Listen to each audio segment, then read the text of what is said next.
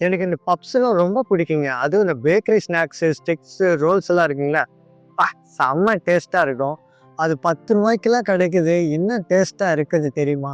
அத பத்தி என்னன்னு தெரிஞ்சுக்கலாமா நம்ம? செம்மையா இருக்கு. இந்த மாரி நெறைய பேக்கரீஸ்ல இந்த மாரி ரொம்ப டேஸ்டியா, டெம்ப்டிங்கா இருக்கிற ஸ்நாக்ஸு நெறையவே இருக்கு. அது ரொம்ப சீப்பாவும் இருக்கு. அந்த மாரி ஸ்நாக்ஸ நீங்க வேற ஏதாவது ஒரு பேக்கரில போனா ரொம்ப எக்ஸ்பென்சிவா வச்சிருப்பாங்க. காஸ்ட் ஜாஸ்தியா வச்சிருப்பாங்க. அதே தானே இது. ஏன் விலை ஜாஸ்தியா இருக்கு? அப்படின்னு யோசிச்சா நமக்கு ஒண்ணுமே புரியறதில்ல.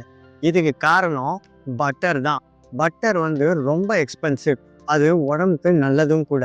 நல்லதுன்னா நெறைய சாப்பிடுறது மூலியமா இல்ல, அளவுக்கு கொஞ்சமா சாப்பிடுறது மூலியமா. அதே இது சப்ஸ்டிட்யூட் இதுக்கு ஒண்ணு இருக்கு. அதுக்கு பேரு தான் மார்ஜரின். இது பால்ல இருந்து எடுக்கிற கொழுப்பு. அது வெஜிடபிள் ஆயில்ல இருந்து எடுக்கிற கொழுப்பு. வெஜிடபிள் ஆயில்னா இன்னும் நல்லது தானே! அது நெறைய ப்ராசஸிங் போய் வர்றதுனால, அதோட ப்ராசஸ் ரொம்ப ஜாஸ்தி. அது இல்லாம அதுல தேவையில்லாத கெமிக்கல்ஸும், அதுக்கப்புறம் டைஸும் அதுல சேர்க்கிறதா சொல்றாங்க. அதோட கெடுதலோட தன்மை ரொம்ப ஜாஸ்தியா இருக்கும். நீங்க வேணா யோசிச்சு பார்த்துருக்கீங்களா? ஒரு பப்ஸ் தான் சாப்பிட்டுருப்பீங்க, ஸ்டிக்ஸ் சாப்பிட்டுருப்பீங்க. உங்க மேல் நாக்குல பார்த்தீங்கன்னா, அந்த தோலே உறிஞ்சு வர மாரி, ஹர்ட் ஆன மாரிலாம் அது இருக்கும். அதெல்லாம் காரணமே இந்த லோ குவாலிட்டி ஃபேட் யூஸ் பண்றதுனால தான். அதனால தான் அது ரொம்ப சீப்பாவும் இருக்குது.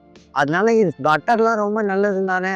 அதுக்காக அந்த பப்ஸு, கிப்ஸ் எல்லாம் அங்க இருக்கிறதுக்கு எக்ஸ்பென்சிவா இருக்கு. அத சாப்பிடலான்னா, அளவோட சாப்பிடுறது தான் அதுவும் நல்லது. அந்த பட்டர்லயே பண்ணியிருந்தாலும் அந்த பப்ஸு, மைதால பண்ணது மனதில வச்சுக்க.